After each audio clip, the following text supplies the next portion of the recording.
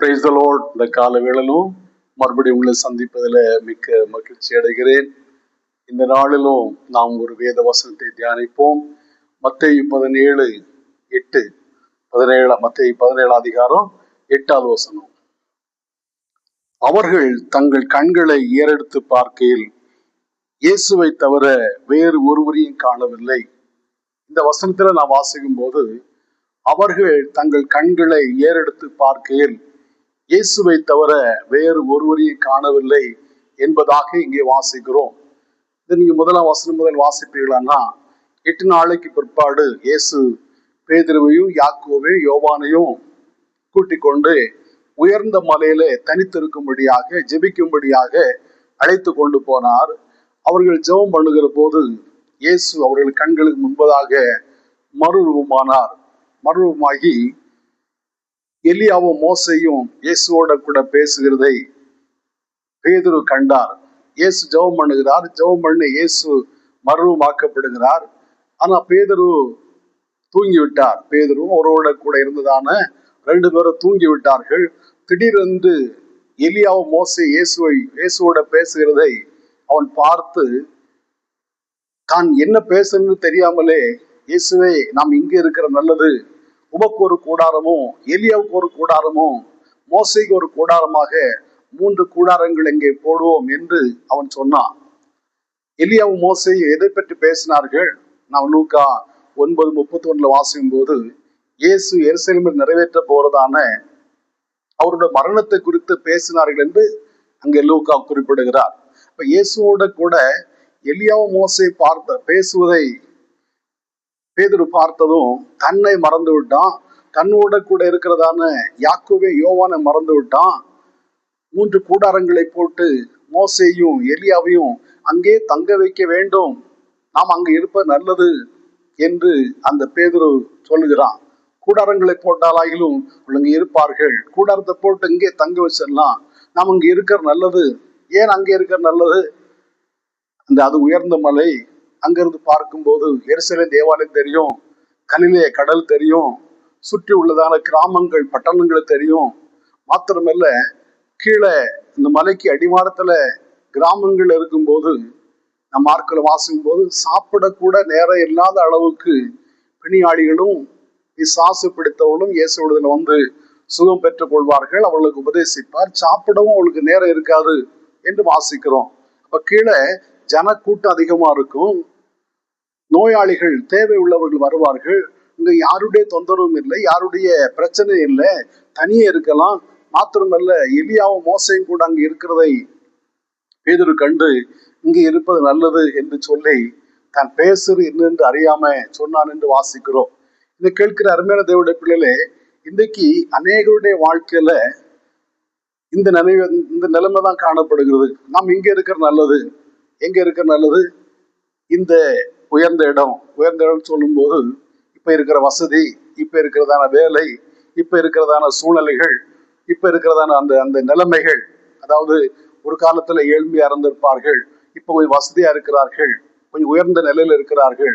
ஆகையினாலே இப்போ இருக்கிற நல்லது, இதை தக்க வைக்க வேண்டும். எப்படி பேதுரு கூடாரம் போட்டு நாம் கூடாரம் போடுவோம், இங்க இருப்ப நல்லது சொல்லுகிறாரோ, அதே போல இன்றைக்கு இருக்கிற வசதிகள், வாய்ப்புகள், இன்றைக்கு இருக்கிற சூழ்நிலைகள், இவைகளை தக்க வைக்க வேண்டும், இவைகள் இருக்கட்டும் என்று இன்றைக்கு அநேகர் நினைக்கிறார்கள்.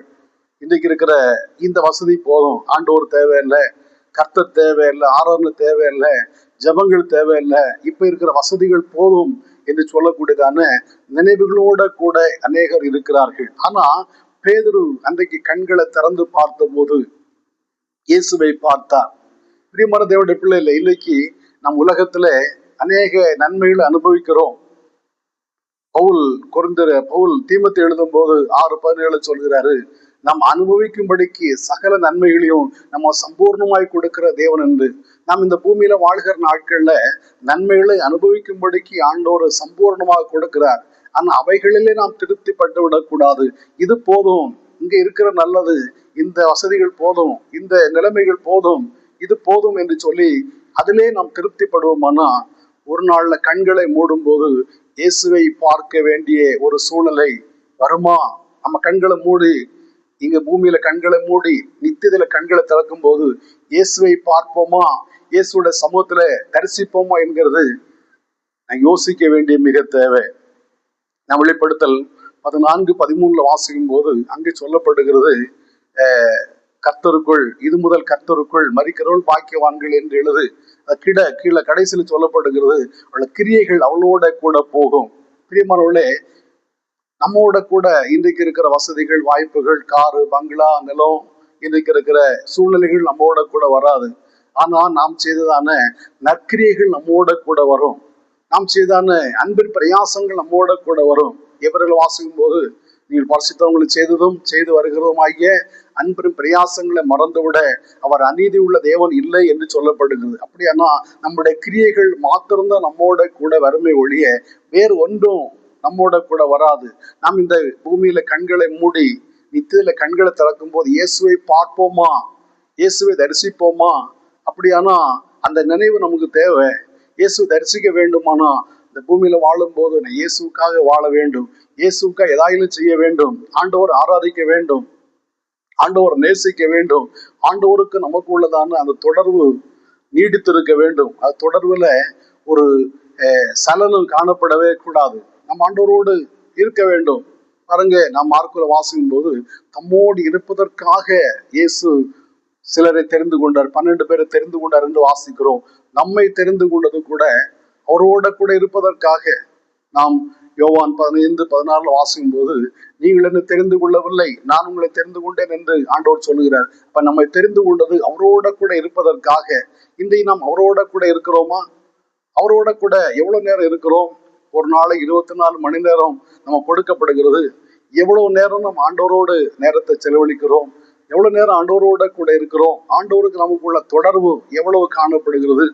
தேவைக்கே மாத்திரம் ஆண்டவரை ஆராதிக்கிறோமா? இல்ல நம்முடைய வசதிகள் ஆண்டவரை ஆராதிக்க விடாதபடி தடை பண்ணுகிறதா? இயேசு விதைக்கிற ஓமை சொல்லும் போது, சிற்றின்பங்கள், இந்த உலகத்தின் கவலைகள் வசனத்தை நெருக்கி போடுகிறது, ஆகினாலே வசனங்கள் பலன் செய்யவில்லை என்று இயேசு அதுக்கு விளக்கம் சொல்கிறதை காண்கிறோம். அப்படியானா இன்றைக்கு நமக்கு இருக்கிறதான வசதிகள், நமக்கு ஆண்டவர் கொடுத்துற நன்மைகள் ஆண்டவரை தேடா கூடாதபடிக்கு, ஆண்டவர் ஆராதிக்க கூடாதபடிக்கு நெருக்கி போடுகிறதா, தடை பண்ணி போடுகிறதா? ஒரு நாள்ல நாம் கண்களை திறக்க வேண்டும். கண்கள் இங்க பூமியில கண்களை மூடி அங்கு திறக்க வேண்டும். பேதுரு கண்களை திறந்து பார்த்த போது, கண்கள் மூடி இருக்கும் போது தரிசனத்துல பார்க்கிறான், எலியாவை பார்க்கிறான், மோசை பார்க்கிறான், அவர்கள் பேசுகிறத கேட்கிறான்.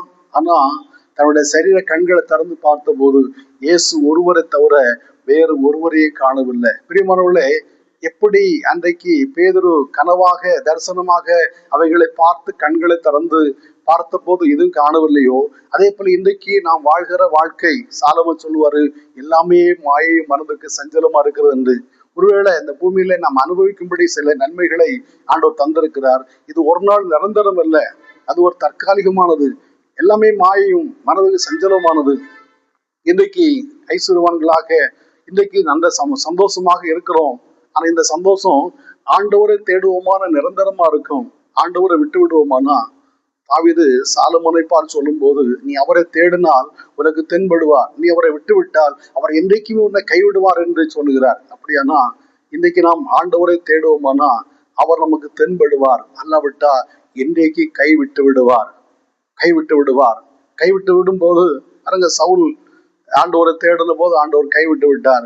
அவன் அஞ்சனும் பார்க்கிறது தேடி போனான், அதுக்காக ஆண்டவர் கொண்டு போட்டார் என்று வாசிக்கிறோம். ஆகையினாலே நாம் இந்த பூமியில வாழுகிற நாட்கள்ல ஆண்டவரோடு உள்ள தொடர்புல நாம் உறுதியா இருக்க வேண்டியது மிக அவசியம். எவ்வளவு நமக்கு உயர்வுகள், எவ்வளவு மேன்மைகள், எவ்வளவு நமக்கு நன்மைகள் வந்தாலும் ஆண்டவரை தேடுகிறதை, ஆண்டவரோடு உள்ள தொடர்பை நாம் விட்டு விடாதிருக்க தேவன் நமக்கு கிருபை தருவாராக. நாம் இந்த பூமியில கண்களை மூடி நித்தியில கண்களை திறக்கும் போது இயேசுவை தரிசிக்க, இயேசுவை பார்க்க, இயேசு நமக்கு வைத்திருக்கிறதான அந்த மகிமையான வாக்கியத்தை, நன்மைகளை, பிரதிபலங்களை அனுபவிக்க தேவன் நமக்கு கிருபை தருவாராக. ஜெபிப்போமா? நல்ல பிதாவே, நன்றியோடு துதிக்கிறோம், வாழ்த்துகிறோம். இயேசுப்பா உமக்கு ஸ்தோத்திரம். இங்க நாங்கள் வாசிக்கிறோம், பேதுரு கண்களை திறந்து பார்த்த போது இயேசுவை பார்த்தாரப்பா. தரிசனத்துல கதாவே உமக்கு ஸ்தோத்திரம். எலியாவை மோசையும் பார்த்தார். ஆகையினால் நாம் இங்க இருக்க நல்லது என்று சொல்லி ஆண்டவரே உமக்கு ஸ்தோத்திரப்பா, ஸ்தோத்திரம் ஆண்டவரே, ஸ்தோத்திர ஐயா. மோசே எலியாவும் அங்கே தங்க வைப்பதற்காக கூடாரம் போடும்படியாக திட்டமிட்டார் என்று நாங்கள் வேதத்துல வாசிக்கிறோம். இந்த காலவேளையில இந்த வார்த்தையை கேட்கிற ஆண்டவரே, உடைய பிள்ளையுடைய வாழ்க்கையில கூட இயேசுப்பா காணல் நீர் போன்றதான சில ஆண்டவருக்கு தாவே அப்போ நன்மைகள் காணப்படுகிறது. ஆண்டவரே, அது வாயு மனதுக்கு சஞ்சலம் என்று சாலமன் சொல்கிறார். இவைகளை நாங்கள் திருப்திப்பட்டு இங்கே இருந்து விடாதபடி ஆண்டவரே, உம்மோடு உள்ள தொடர்புல, உம்மோடு உள்ளதான ஐக்கியத்தை நாங்கள் ஆண்டவர் நிரந்தரமாய் காணப்பட இறக்கச் செய்வோம் ஜெபிக்கிறப்பா. அந்த காணல் நீர் போன்றதான சிற்றின்பங்களை பார்த்து பேரின்பமாகிய உம்மை விட்டு விடாதபடி கர்த்தாவே உம்மோடு ஆண்டவர் வாழக்கூடிய கிருபைகளை ஆண்டவர்களை தர வேண்டும் என்று ஜெபிக்கிறோம். அப்பாவுடைய கரங்களை அர்ப்பணிக்கிறோம். இயேசு மூலம் பிதாவே, ஆமேன், ஆமேன். ஆண்டவர் உம்மை ஆசீர்வதிப்பாராக.